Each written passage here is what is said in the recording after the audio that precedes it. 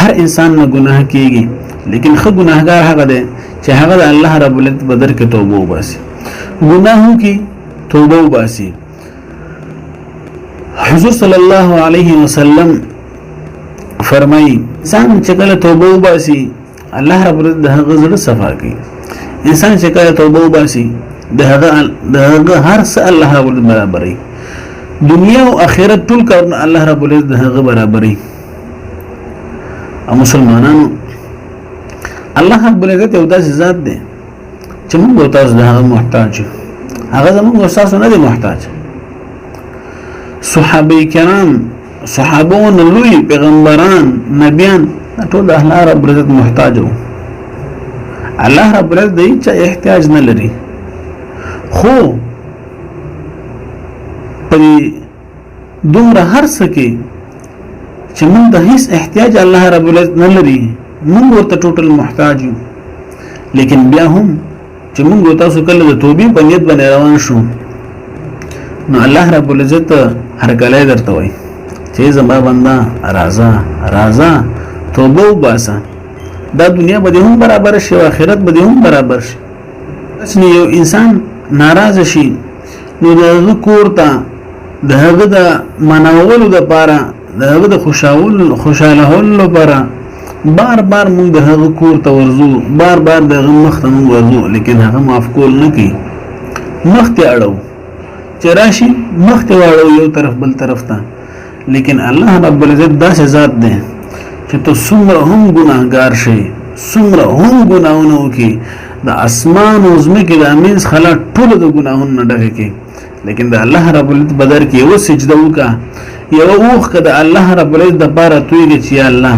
چې اسمې کړي بده توبه بیا به نکوم الله رب العزت د هر څه ورته معاف کوي مسلمانان لک سوچ پکار دی لک فکر پکار دی الله رب العزت په معمولی شذول باندې معمولی بانو باندې انسان ته لولي پکلونه لګولې دي انسان لولي ګناهونه الله رب العزت ورته معاف کوي لکه انسان چې سوچ وکي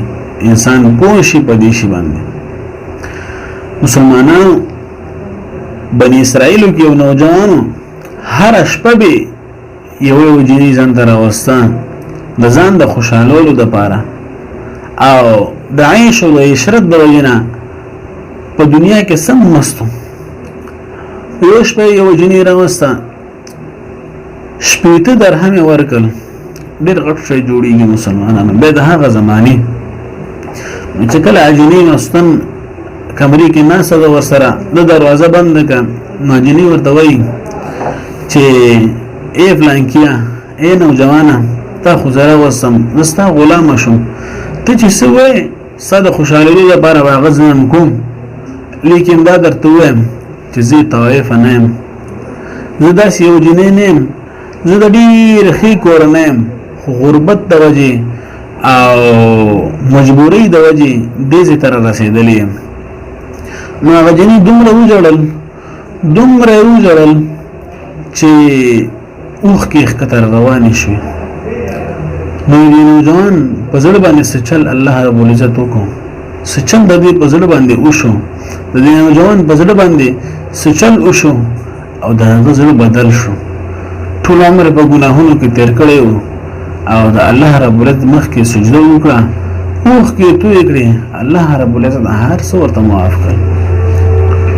مسلمانانو موږ تاسو ته پکار دي د الله رب العزت بدر کې اوخ کې توې کو زارې وکړو منتونه وکړه الله رب العزت ته دا دنیا به هم برابر